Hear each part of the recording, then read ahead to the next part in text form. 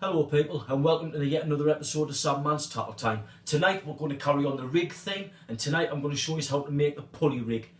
If you've been following Sandman's Tattle Time, you'll notice that the past few episodes prior to this one, it's been emphasising around rigs. It's just we've never hit on rigs before, and I thought, well, we might as well do it. There's a lot of people out there don't know how to make the rigs, and this is just a pointer in the right direction of how I make mine. So hopefully that'll help a few people out there, juniors, whoever, make their own rigs. Again, I'll emphasise the point, I know there's a lot of lads out there make these rigs that can do it with the eyes shut, but think about the people that don't know how to make these rigs, so we'll try and help them out. So again, the rig that we're going to make tonight is called the pulley rig. I'll be using various different terminal tackle, some terminal tackle that I've made myself, tackle that I've showed you how to make on Sandman's Tattle Time, and some that I've bought in myself. I'll just quickly hit on the point of before I make this rig, I'd like to put a massive thanks out from myself and Steve and a few other members of the team that put these videos together about the support that we're getting from you. It's been fantastic. We get some great emails from you, some great support. 46,000 views, so we're doing something right, so much appreciated. Please, when you see the channel, like, subscribe, it goes a long way, we're much appreciated. And that's that. Let's get back to this rig. So, what am I going to make it out of? The good old faithful £70 Blue Marlin shock leader, and on the other side I'll be using a piece of £50 yellow marlin. It's the same as blue marlin, but it's just yellow. So we'll use out of that. Anyway, what do? I get a piece of blue marlin line, mono, nipping me between my thumb and my finger, and I pull that out and turn my face the other way. You want the tip of your nose, so you go to there, to there. That's where you're going to cut it, here. So get your snips, whether you use nail clippers or cutters, whatever you use, and cut the line. Discard the bit that you're not left, that you're going to use. You're now left with a piece of mono about 2.5 to 3 foot long. On the bottom of that, we're going to use this guy. This is a fast link with a size 1 crane swivel. You've seen me make these fast links many a time, so we're going to use this tonight. Right, so you put your line through the swivel, pull that through maybe, I know it's about 4 inches, wrap around 3 times, 1, 2, 3, through the bottom. There's your loop. I know you've seen me make this knot many a time, but as you know, I'm a big fan of this knot. You've made your loop, you've got your tag end, through 3 times again, 1, 2, 3, and you pull that to there. Get your pair of pliers, put the end of your fast link through your pliers, apply gob oil or spit, and pull that tight. That's going absolutely nowhere, that. There you go, look at how neat and tidy that knot is. For those that's never seen it before, it's extremely strong, neat and tidy, brilliant knot. Right, so you nip off that end. That's where you are now. Right, next thing that you do is we're going to use a breakaway bait shield. I must say this has been requested by one of our viewers, and I'll just quickly show you how we put this on. So we'll get into there, push a piece of rubber over the bottom of your bait shield. You now ended up there. Once you've done that, you now want to apply yet another bead. I'll just get one out of my box. Any colour will do really, but there's your bead. Once you've got that over, you want to put a crimp just above that bead, and that goes like that. So you've ended up like that, about a centimetre up from where you've got your bait shield. Get some round nose pliers. Please, if you try not to use the cutting part of the pliers, or a pair of them, because you're just going to cut straight through it. Round nose pliers, and I always like to put 2 nicks in it. 1, 2, and that's that. And what that does, if that bait shield ever tries to slide up, it'll just hit onto that crimp. Now, with another thing I'll hit on while we're talking about crimps is that one of our viewers, another viewer, isn't a big fan of the crimp.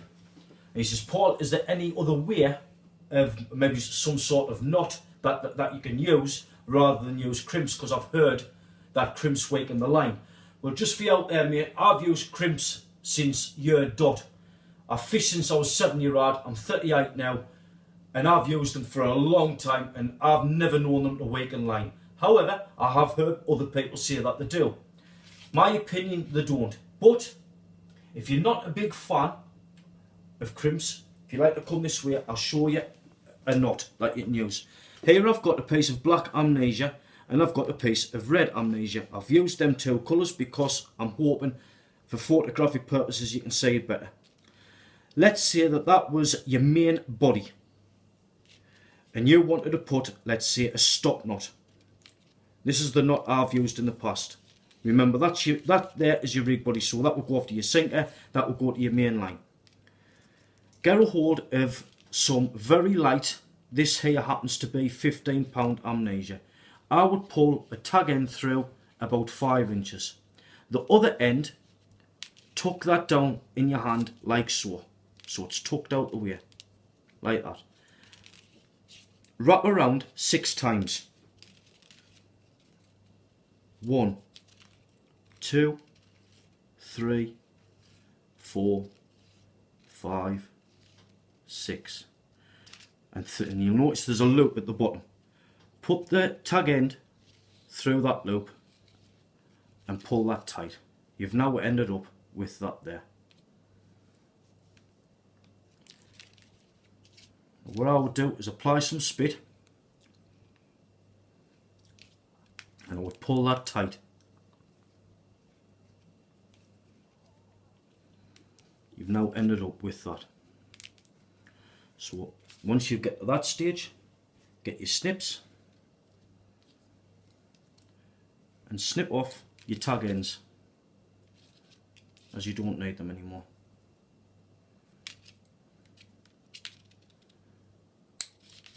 You've now ended up, I know that might be hard to see on the camera, but I'll hold it out, I hope you can see it, but that's there. Now what you can do though, is you've got that, let's just get quickly here onto this. You get a bead,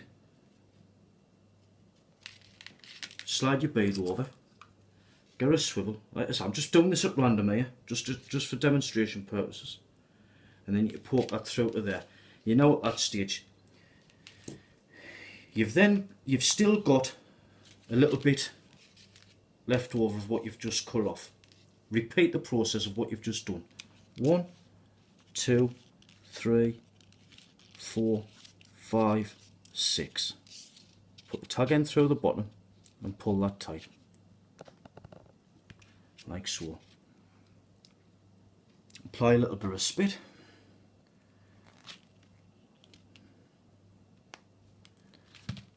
Pull that tight, like so.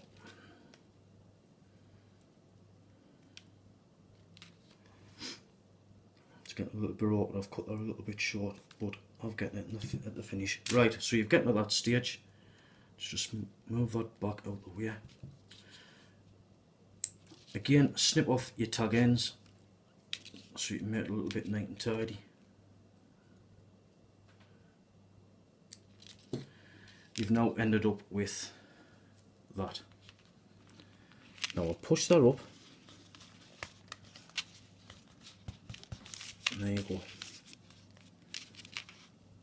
So what you've done is you've got your 2 knots, 2 beads and a swivel in the middle. So all you've done is you've replaced your 2 crimps,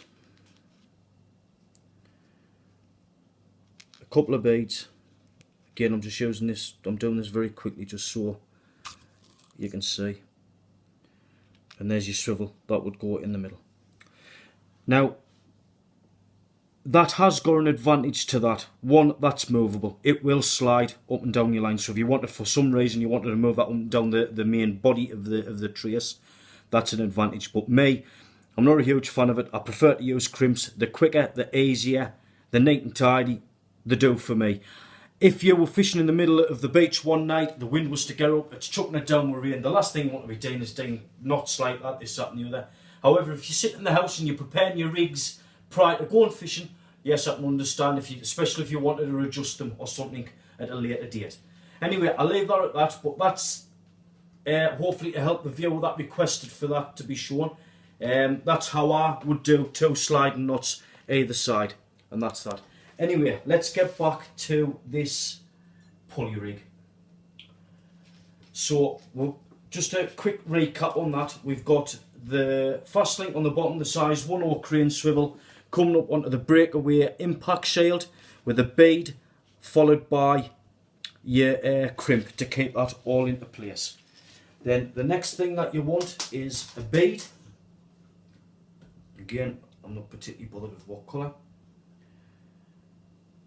Then you want a piece of UPVC tubing. Now it is there.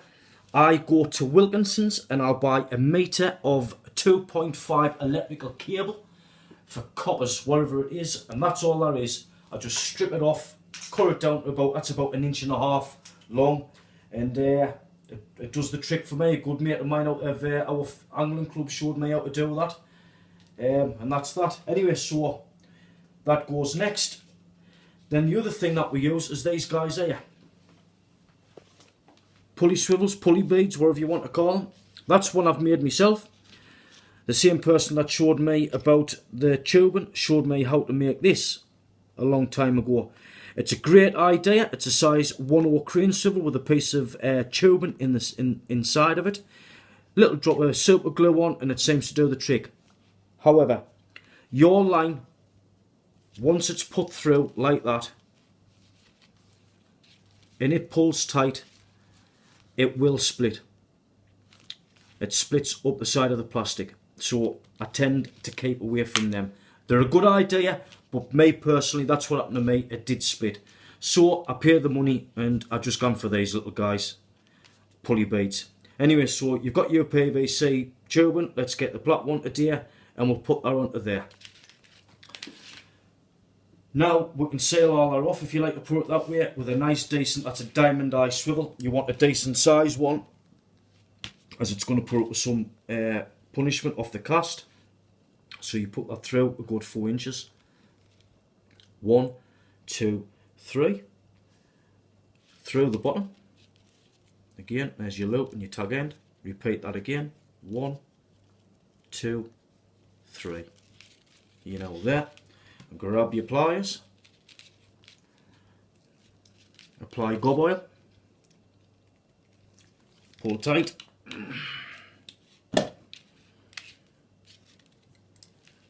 You snips and take off that little tag end. You're now to there. Now then, your main body is finished with. You've got your fast link going on your 1/0 crane swivel, going on your impact shield, beads, blah de blah, all the way up. You've seen it, I'm not going to repeat it. You can see what I've done. Now you're coming on to the hook snood end. Now all I'm going to use here is, again, this is just £25 yellow marlin line from UK Hooks. I must emphasise the point, don't use £25 on this rig. You'll probably snap it, in my opinion. I would use a minimum of £50 amnesia. I'm a big fan of amnesia, as you know I am. There it is there, that's the stuff. Get that in £50 for your hook snuds. It's cracking stuff. Anyway, so if you can keep in mind, just pretend that this is £50. What you do is you go to the opposite end of your swivel. There's your main body coming up. Go to the opposite end and put that through. Again, repeat that knot. 1, 2, 3.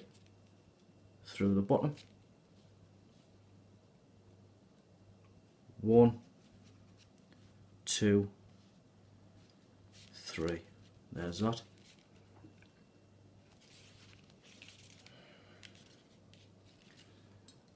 Take off your tag end. And that's that. Now what I like to do is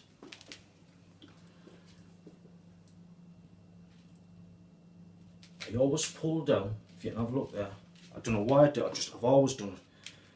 Pull down your breakaway impact shield just down to the top of the knot coming off your fast link.